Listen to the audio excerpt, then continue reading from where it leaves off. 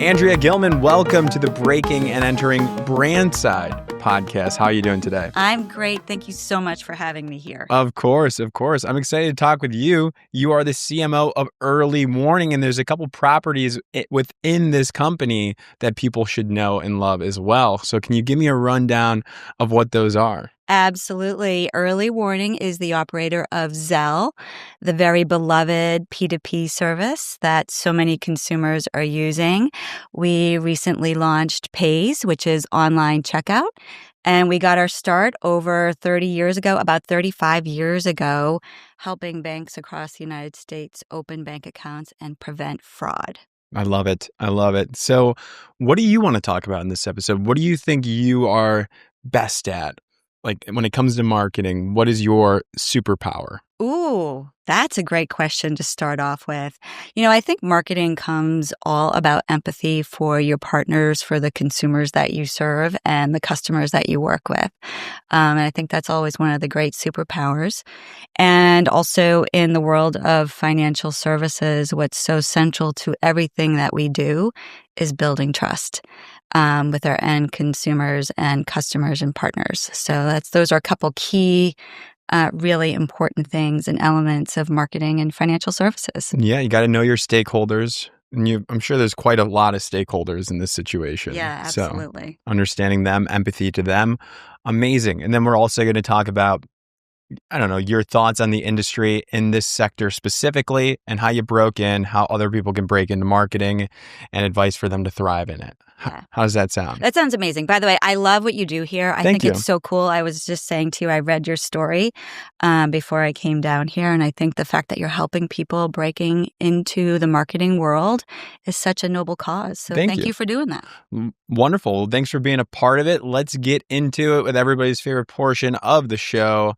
This is the rapid fire here. And Ellie is here as our producer. She grades the guests on a scale of 1 to 10 on how well they did. That's composed of speed and creativity to the responses. Are you ready? Okay. Wow. We've got a rubric for grading. I love it. That's of course. All right. Rapid fire begins now. Question number 1. Where are you most creative? Ooh, where am I most creative? I would say it's probably a time of day when I first get up. I don't know about you, but I wake up and I find I have all these amazing thoughts that my brain has somehow solved overnight. Mm-hmm. And I love to wake up and write them down. What is your greatest source of inspiration?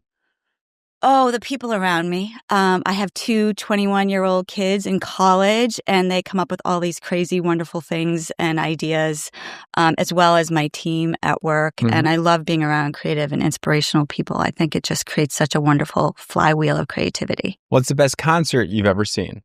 Oh my goodness. That's just so hard to say. These are not easy, everybody. These are not easy ones. Like there's like the big stadium ones, like seeing like U2 or just, anybody. I also love singer-songwriters. Like we just saw Rufus Wainwright. I love it this spring. Like these are all lovely things. Love it. What are you currently streaming or watching?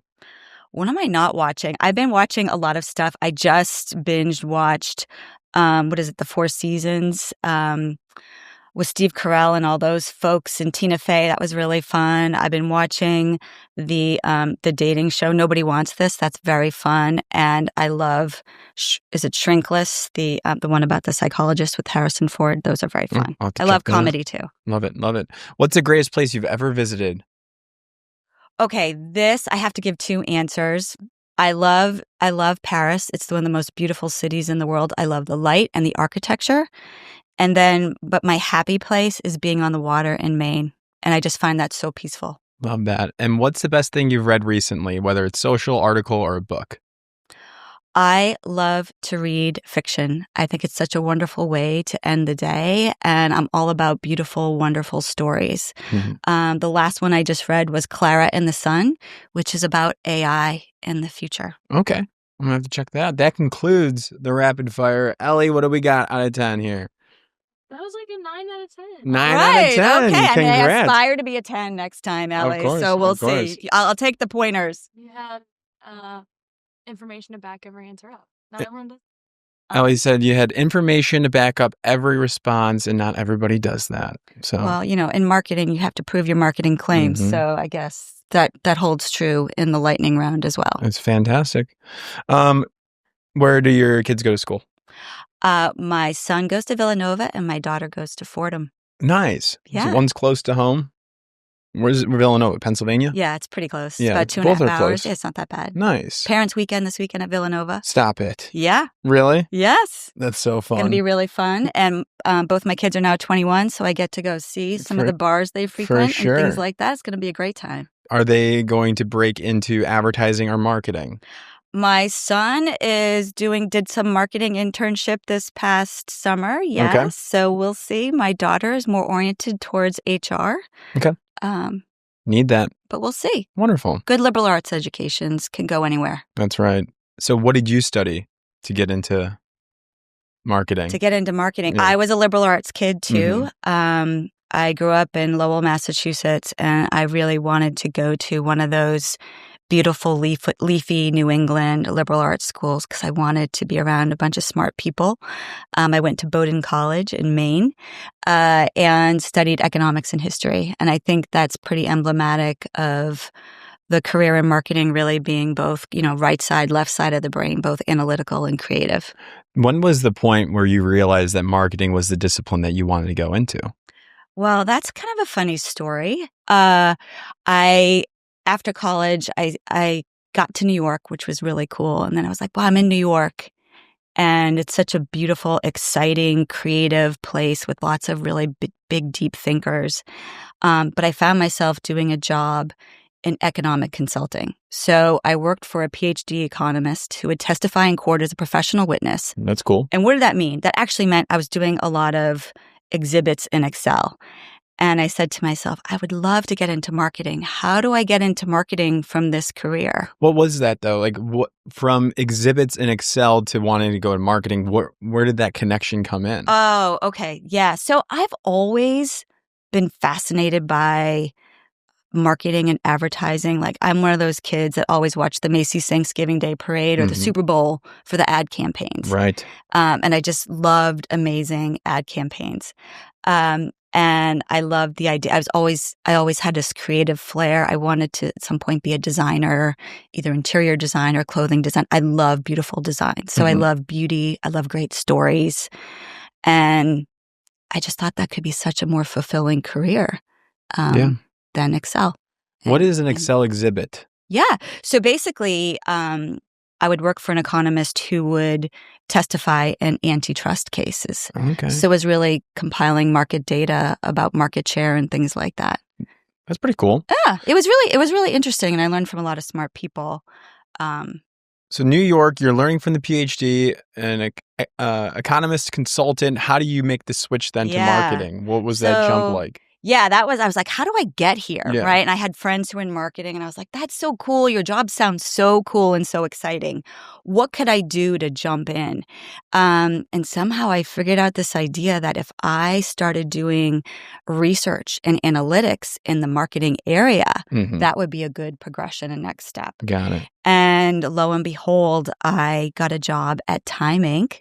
doing newsstand sales analysis. Fun. Yeah, so that was super fun. So that was things like we're launching the Martha Stewart magazine and should we put her face on the cover or not? And like what sells? What are the titles and things like that sell? Fascinating. What magazines. Any insights, any like good learnings from that? Do you recall? Was there a big unlock at that point of your time? So it was really interesting because Time Inc., like many marketing houses, was very analytical.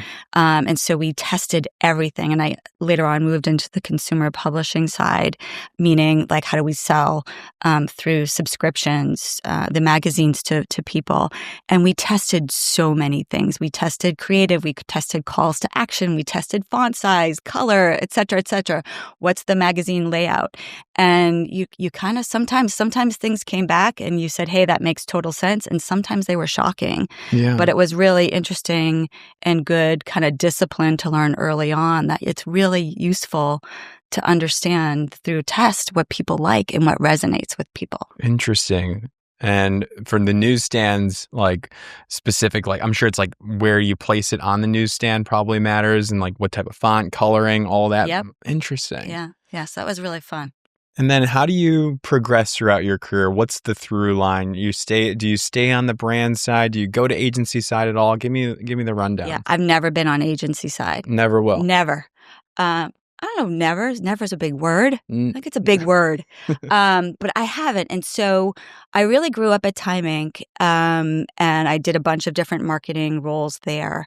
And during that time, I got my MBA at night. So we were talking about the East Village. I lived in the East Village and was getting myself to NYU Stern to get my MBA a couple nights a week for 4 years.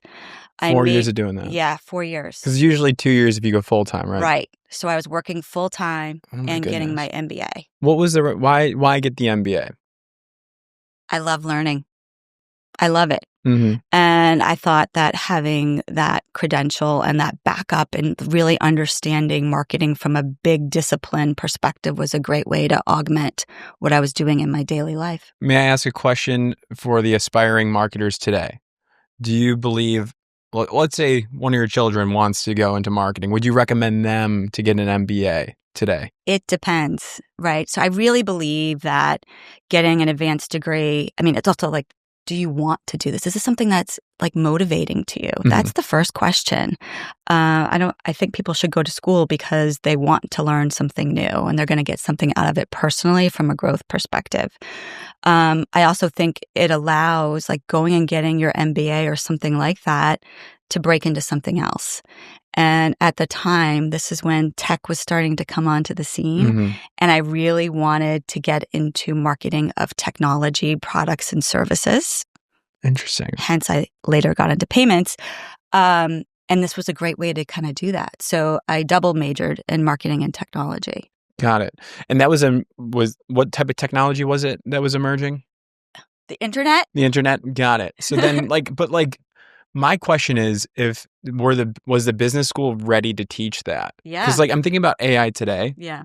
Like if I wanted to get an MBA to be the marketer for AI, do these MBA schools have that, even the established knowledge yet? Like that's something I'm curious about. Yeah. I mean, I follow a lot of the NYU professors and they're very attuned to the different things that are happening in the world. And working with companies today, I definitely think so. And the wonderful thing about, I think, getting a degree in New York is you have access to all these amazing talent and intellects and just having your finger on the pulse of everything that's going on in society. So yeah, I think it's a great thing to do. And you had a pivot in mind. You wanted to go from A to B. Yeah. So and the MBA unlocked that for you. Is that That's correct? Right. That's right. Very interesting. Very interesting. So after the MBA, where does it take you? So I did a stint at IBM.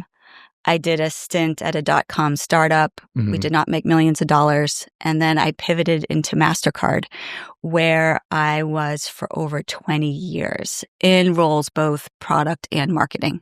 Got it. What's the difference between those two things? Yeah, so it's really interesting when people talk about marketing and product. At Mastercard, a lot of the marketing really centered on advertising. And that was at the time they were creating the Priceless campaign, which is absolutely iconic and had such an impression on me and my life and so many of us who worked there. And product is much more about building the new products and services that people need in payments. Yeah. So they work very, very closely together.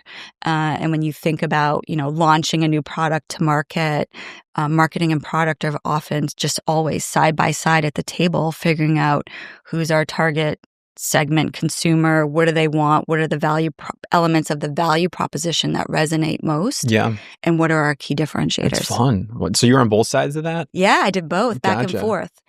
And, today, leading marketing teams at Early Warning, I find that experience of having been at that seat on the table on the product side just makes me such a better partner to the business. Yeah. And I'm sure people have talked to you about this before. Like, I really believe that the marketing function is also sort of like the chief connecting function across a business. And so really, we talked a little bit about empathy up front, right? Really understanding what people are dealing with and their roles and function and how marketing can help. I think it's just a great unlock to day-to-day life in marketing. Absolutely. So you were Mastercard for how long? When do you get to Early Warning? Yeah, sure. I was at Mastercard for over 20 years. Okay, so that was home. That was home. Yeah. It was, and it was such a wonderful place to learn and grow and to develop. And so, yeah, that was where I was for a good long time. Got to raise my kids, and it was a wonderful time in my life. And what sparked the pivot? So I always wanted to go back to startup. I have this thing, like I love big company and I also wanted to do startup again. So I went and did a startup for a year. It was also in the payment space. It was item level data. I went there to be the CMO. And so that was dramatic. It was, a company of about 50 people. And I got to really test my marketing chops because there, you would pivot in within the span of an hour from doing something very strategic, like writing a deck to help, get VC money for the company, to actually working on web copy for the new website, right? So you just were, or writing a press release or what have you. So just being able to do all those different things. This is interesting because I talk to some aspiring marketers or advertising professionals, and I get worried when they tell me that they're going to go do marketing at a startup this early on, right out of college, where there's maybe one other person there in the marketing team, because it takes so much. You have to flex all around, and you already had all that established knowledge from Mastercard and the other companies. Do you find that, would you recommend that kind of go to a larger company, figure out the role that you're interested in, grow within the organization first? Because I'm not sure about marketing, the brand side. What's your take on a good I think that's general path? It's such a great question. Going to a company where they have training and development programs, leadership development programs, that's such a wonderful thing to do in your career. I don't know that you have to do that first. Yeah. But it definitely, I also think it's really nice to try different size companies and see what works for you. It's really this, life is not a one size fits all equation, right? And really knowing what you value and what makes you motivated, what makes you jump out of bed in the morning, right? Excited to get to work. Yeah. And that answer is different for everybody. So I don't love to be prescriptive and say there's a one size fits all answer. It's really kind of knowing yourself. For sure. And what's your North Star and what's going to get you excited. Love that. So tell me about the role today. What does the job look like? What's your vision for your for your sector within the company? How do you want it to grow? Yeah. So first of all, I think I should also say when I started talking to people at Early Warning about this role, I literally had to pinch myself because there is such strong brand love for this product called Zelle. And the idea of being able to go to the company that's working on that and building that out and continuing to advance it across the United States with more banks and credit unions and consumers and helping people get paid and send money, for really important moments in people's lives. That was really meaningful. So that was super exciting. And then the other part of this job that was really enticing was that we were about getting ready to launch Paze, which was a whole new product. And I love launching new products. Product marketing. Yes. Product and marketing. Yep. It seems to be a theme product here. and marketing attached at the hip. And, that's when things are really successful. So, it was just amazing. It's such an honor to be able to come here and lead teams that are making and building and driving these services into market across our whole network of banks. Yeah. There's quite a lot of banks in the network we were talking before. So you're definitely helping them out, and that's a great network that you have. So I don't know. So what have you done so far? What are you excited to launch, or what can we expect? Give us the rundown. All right. So while we're here today, we just have launched our latest Zelle campaign, which was an exciting step forward for Zelle. So, we launched Zelle in 2017. I feel like it's been 2017 is when it launched. I feel like it's been around forever. Exactly. I mean, and it's so funny. I was just talking to somebody, and I was like, "Hey, I work at this company. We do Zelle. Are you familiar with Zelle?" And she said, oh, you mean that service I can use to pay anyone anywhere? Yeah, I love it. Of course. And everybody can yeah. easily access it seems Yeah. like. So that was cool. So we just launched, and so when we launched Zelle, and this was of course before I was at Early Warning, the early days of the campaign, we spent explaining to people what Zelle was and how it worked. Yeah. And so the campaign in the early days was a little bit more kind of like funny, humorous vignettes showing how people could use it. Was there an ad agency at that point, or is it in-house? How does that work? Yeah, we have an agency for our brand. So for Zelle, we work with Pereira Odell, and they've been with us for so long on this journey, and it's been amazing to work with them. And we did some really important consumer research last year in partnership with Pereira Odell. And we really wanted to ask people, like, what does Zelle mean to you and how do you use it? And the answers we got back were amazing. And what we found was that Zelle really shows up for people in moments that really matter to them. And so people talked about using Zelle as a way to send a special gift to somebody. They talked about using Zelle as a savior, like I need to get a friend out of a jam. The car was broken down, or somebody had to get across some sort of custom service and they needed money right then and there. And there's something really powerful about that. So when we launched this new campaign, it's really a series of vignettes and stories about the role that Zelle plays in people's lives and that emotional connection that it has for consumers. And so I just love it. It's just so heartfelt and meaningful to people as they go about their daily lives. And what's the goal of the campaign? The goal of the campaign is to continue to advance the brand love that we have in the marketplace. So we're looking at things like preference, intent to use, and trust. And I think we talked about this a little bit too, early on. Financial services and marketing, it's all about trust. Like this is people's lives. It's their paychecks. It's like how they're saving for retirement, how they're going to put their kids through school. This is important. These are important things. So really showing these moments for how Zelle shows up for people in the moments that matter is really what the campaign is all about. Is there a favorite vignette that you have from the campaign?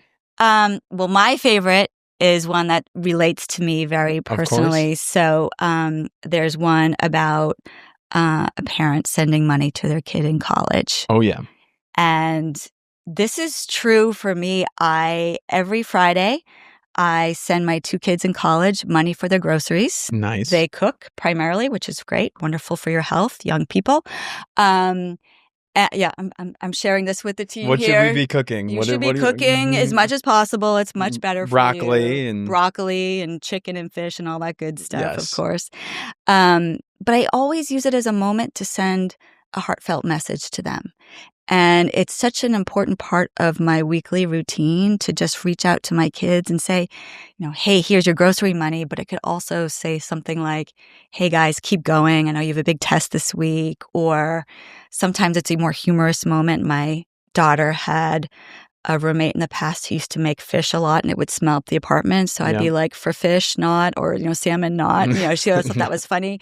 So it's just a really wonderful moment to have an act of care for the people that you love, and a moment of connection. Absolutely. And I just find that so powerful. So this all came through in our latest brand campaign. Fun. And shout out to Pereira Odell. That's you've been working with them for how long? Oh, a number of years. Great. Yes, since before I got there. Wonderful.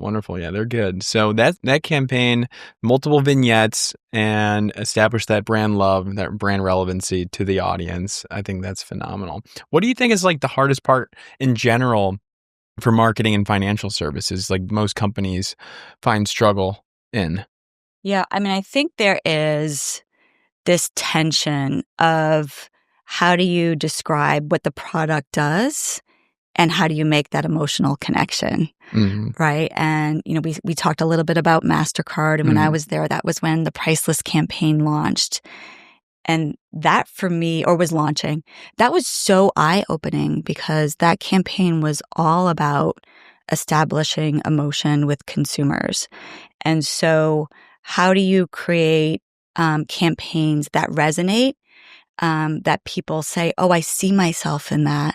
And that makes an emotional connection. So that's really what we aim to do across our campaigns. We did something very similar for Paze, but took a different angle to it. So when we were launching Paze, this is online checkout from your bank and credit union. And we had to tell people what it was. And what we discovered there, and this is all about moments of human truth, right, was people love to shop online, right? They love to find the perfect item. People get jazzed about different things, sneakers, cool sweaters I see in the studio here, right? Yep, shout out to Ross. And you find your perfect thing, and then the moment of checkout, all of a sudden your joy is gone, right? So Paze is all about extending the joy of shopping through the checkout experience and feeling very safe and secure in how you do that. So we showed all the funny moments in that campaign as to how people are shopping online, right? So there's stories about a new dad juggling his 2 babies. There's a story about a working woman who's juggling all these multiple tasks, and she's ordering flowers for a friend in between a break. And there's one with a dad called Dad Shoes, and he's buying the same sneakers as his 2 daughters, and the young daughters, they're teenage daughters. They have an eye roll of course. But it's all these things that people just do. And the one that, of course, resonated to me as the working mom is there's a mom who's playing hide and seek with her kids while she's shopping, and totally guilty as charged. I mean, I used to love to come home from work and play with my kids and do silly things and play hide and seek. But I had to do the different things, like buy the groceries or buy the kids' clothes or what have you. So multitasking. I mean, and people want things to be, quick and easy and something they know they can trust to extend that whole shopping experience. So that was a really fun campaign to produce as well. I love it. So the role, you're having fun, you're learning a lot. I think this is fantastic. My question to you is, I want to share some of that wisdom along your career to our audience. So I asked you before this to come up with 3 top lessons that you learned in your path throughout marketing. What are those 3 lessons that everybody in marketing should know? Yeah. I think the first one we covered a little bit, but it's this idea of knowing where you want to go, knowing what your North Star is for the moment. It's not, and then figuring out the path to get there. And I think it's really important to, as a younger person starting out, you're not going to have the same North Star at every stage in your career, but knowing where you want to get to and then thinking about how can I get there? Like, how do I get there from here? And sometimes it could be a direct jump, but sometimes you need to take an interim jump. And the marketing research one is an example of that. I think that's really, really important. I love that one so much, the North Star thing. And it's like set to change. Like, that's fine. But like having a point to aim to, will get you closer to whatever that end goal might be, and it'll change constantly, but you have to have a point to shoot for. And I think that's great. Absolutely. And I could go on and on about North Star. I'm a big fan of Susie Welch and her Becoming You book in class at NYU, and just this idea of really knowing, who you are, like what are your values, knowing what are your skills, and knowing where those things can come together and you can do well in the world is really powerful. The second piece of advice I have for people is, this idea of, thinking about building out your skill set and working hard. But then also making the connections, right? So thinking about your networks, like how do you build this robust array of skills and people in your life who will help you to move forward, I think is really, really important for people to think about as they progress in their career. And I think the other one is that general idea of having empathy for the person that you're working with and really trying to understand their position and where they're trying to go, because marketing is often the ultimate partner to the business and helping them achieve their goals. So really flexing into those skills as well. I love it. Thank you so much for sharing that. Can people reach out to you if they have questions, or are there internships within the company that they can look out for? Yeah, we're hiring actually, and we do internship programs. What are you hiring for? we are hiring across the the team. So we're always looking for great people, for sure. Jack's nodding his I know. head. I see. So okay. Well, Jack, don't excellent. go anywhere. And we have our roles posted on our website. I do connect. I know a lot of your guests here do a lot with LinkedIn. I love to chat with people on LinkedIn. It's a great way to find me and reach me. And then we're doing a number of different conferences and things like that this fall. It's conference season. Oh, yeah. So We'll see you there. we'll be showing up. We'll be around and looking to connect with a number of different people there. Golden. Well, thank you so much. I wish you all the best, and you find your North Star. It seems like you're there, and we'll be in touch. I really enjoyed the conversation. Thank you so much for having me. Thank you.